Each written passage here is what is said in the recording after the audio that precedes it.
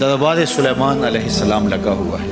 بلقیس ملک سبا سے حاضر خدمت ہونے کے لیے چل پڑی۔ جب بالکل قریب آ گئی اور حضرت سلیمان نے اپنے درباریوں سے کہا کہ مجھے تخت بلقیس چاہیے۔ جنوں میں سے بڑا قوی ہیکل ایک جن نے کہا حضرت یہ خدمت میرے سپرد رہی، میں لے کر آتا ہوں۔ کب لاؤ گے؟ اس نے کہا کہ میں دوپہر تک لے آؤں گا۔ وہ کوئی 7 والی گلی میں نہیں پڑا ہوا تھا، وہ 1 مہینہ جاتے ہوئے لگتا تھا، 1 مہینہ آتے ہوئے لگتا تھا۔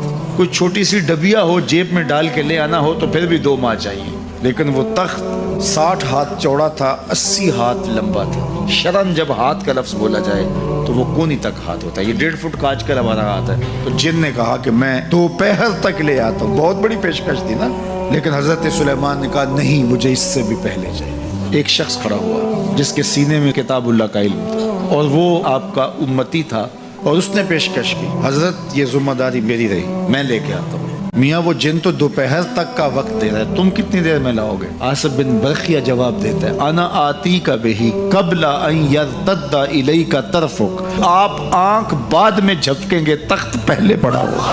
حضرت سلیمان نے بھی آنکھ نہیں جھپکی، تخت سامنے پڑا تھا۔ بے ساختہ پکار اٹھے ھذا من فضل ربی، یہ میرے رب کا فضل ہے۔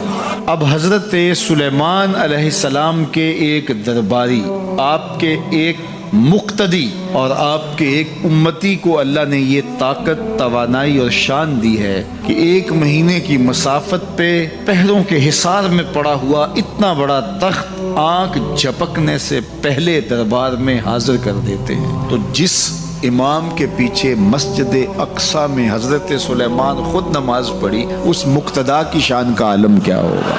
جب ان کے امتی کی یہ شان ہے تو پھر امام الانبیاء کی عظمتوں کا عالم کیا ہو؟